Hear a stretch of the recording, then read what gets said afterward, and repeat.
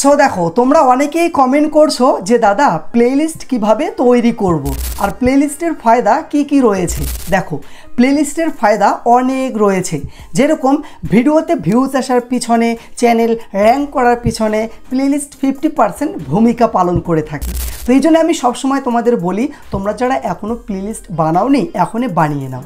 দেখো তোমার কুকিং ক্যাটাগরির চ্যানেল হতে পারে, তোমার ব্লগ ক্যাটাগরির চ্যানেল হতে পারে, entertainment, funny, education, science and technology, মানে তোমার যে কোনো ক্যাটাগরির চ্যানেল হতে পারে। এক্সাম্পল ধরো যে তোমার ব্লগ ক্যাটাগরির চ্যানেল, তো এইবার তুমি কলকাতাতে ঘুরতে গেছো, তো কলকাতাতে ঘুরতে গিয়ে তুমি তো একটি ভিডিও বানাবে না, কম করে 5টি ভিডিও বানাবে। তো এবার সেই কলকাতার 5টি ভিডিও যদি একটি প্লেলিস্টের মধ্যে রাখো, আর কেউ যদি তোমার একটি কলকাতার ভিডিওতে ক্লিক করে ভিডিও দেখে, সে ভিডিওর নিচে ইউটিউব আরও 4টি ভিডিও সাজেস্ট করবে।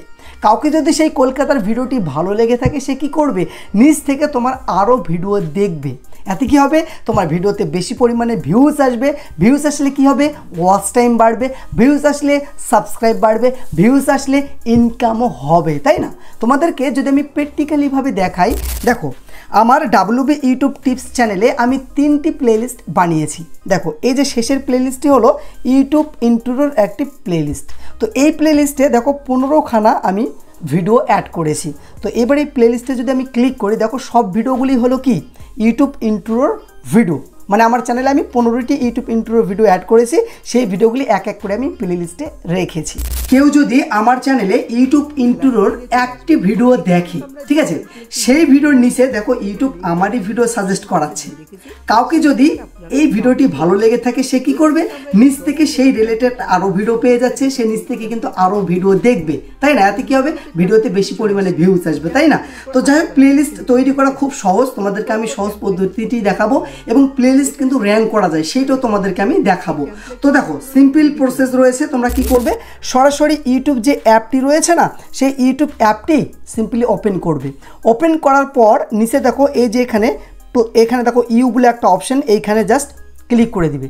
ক্লিক করার পর দেখো এখানে তোমার চ্যানেলের নামটি দেখাবে, আর এই যে এখানে দেখো প্লেলিস্ট, এখানে একটি যোগ আইকন দেখাবে। তো এই যোগ আইকনে সিম্পলি ক্লিক করবে। ক্লিক করার পর এইখানে দেখো টাইটেল, এই যে টাইটেলে কি লিখবে, তুমি যেই রিলেটেড বেশি ভিডিও বানাচ্ছ বা বানাতে চাইছো সেই রকম একটা টাইটেল লেখো। যেরকম আমার চ্যানেলে আমি ওয়াইটি স্টুডিও অ্যাপের বেশি ভিডিও আপলোড করি, তাহলে এখানে আমি লিখব যে ওয়াইটি স্টুডিও অ্যাপস ফুল সেটিংস। দেখো ওয়াইটি স্টুডিও অ্যাপ ফুল সেটিংস, মানে এই প্লেলিস্টের মধ্যে আমি যতগুলি ওয়াইটি স্টুডিও অ্যাপ্লিকেশনের ভিডিও বানিয়েছি সেই ভিডিওগুলি আমি অ্যাড করব, ঠিক আছে? তারপরে এখানে দেখো ভিজিবিলিটি, এইটা কি করবে, সরাসরি এই অ্যারোতে ক্লিক করবে। ক্লিক করার পর তোমরা কি করবে, পাবলিক সিলেক্ট করবে, ঠিক আছে? পাবলিক সিলেক্ট করবে, তারপরে এই যে জাস্ট এই যে ক্রিয়েটে ক্লিক করে দিবে। ক্রিয়েটে ক্লিক করার পর দেখো এইখানে এডিটের একটা অপশন এসেছে। তোমাদেরকে আমি বলেছি যে প্লেলিস্ট কি র্যাঙ্ক করা যায়, ভাইরাল করা যায়, সেইটা কিভাবে, তোমরা সিম্পলি কি করবে, এই যে দেখো পেন্সিল আইকন, এই পেন্সিল আইকনে ক্লিক করে দিবে। ক্লিক করার পর আমরা যে এখন যে প্লেলিস্টটি বানালাম ওয়াইটি স্টুডিও অ্যাপ ফুল সেটিংস নামে, তো এই যে এখানে দেখো ডেসক্রিপশানে একটা অপশন চলে এসেছে। সিম্পলি তোমরা কি করবে, ডেসক্রিপশানে ক্লিক করবে। ক্লিক করার পর এই প্লেলিস্টে যেই টপিকের ভিডিও অ্যাড করতে চাইছো সেই টপিকের ট্যাগ লিখতে হবে। যেরকম আমি ওয়াইটি স্টুডিও অ্যাপ্লিকেশনের যত ভিডিও আপলোড করব সেই ভিডিওগুলি এই প্লেলিস্টের মধ্যে রাখবো। তাহলে কি করব, এইখানে ট্যাগ দিতে হবে। কীরকমভাবে, যেরকম দেখো ওয়াইটি স্টুডিও অ্যাপস, ঠিক আছে, কমা কিন্তু দিবে না, আবার নিচে লিখবে ওয়াইটি স্টুডিও অ্যাপস সেটিংস, তারপরে লিখবে ওয়াইটি স্টুডিও কিভাবে ব্যবহার করতে হবে, ওয়াইটি স্টুডিও কিভাবে ইউজ করতে হয়, ওয়াইটি স্টুডিও অ্যাপ 2025, মানে ট্যাগ যেভাবে দিতে হয় সেগুলো দিবে, কিন্তু এখানে কি কমা দিবে না।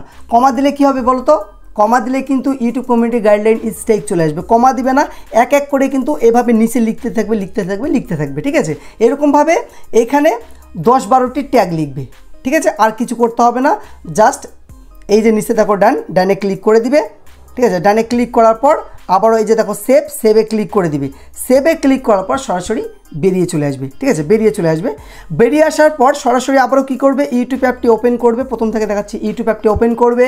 ওপেন করার পর এই যে দেখো ইউএতে ক্লিক করবে। ইউএতে ক্লিক করার পর এই যে দেখো তোমার চ্যানেলের যে নাম, এখানে ক্লিক করবে, ভিউ চ্যানেলের উপর ক্লিক করবে। ক্লিক করার পর এই যে দেখো ভিডিওতে ক্লিক করবে। ভিডিওতে ক্লিক করার পর এইবার ওয়াইটি স্টুডিও অ্যাপের যতগুলি ভিডিও আছে সেই ভিডিওগুলি এক এক করে আমি সেখানে অ্যাড করব, ঠিক আছে। তোমরা যেই নামে প্লেলিস্ট তৈরি করবে সেই ভিডিওগুলি অ্যাড করবে। কিভাবে অ্যাড করবে, যেরকম দেখো এই যে এইটা হলো ওয়াইটি স্টুডিও অ্যাপ্লিকেশনের একটা ভিডিও, ঠিক আছে। তাহলে কি করতে হবে, এই যে 3 ডটে ক্লিক করবে।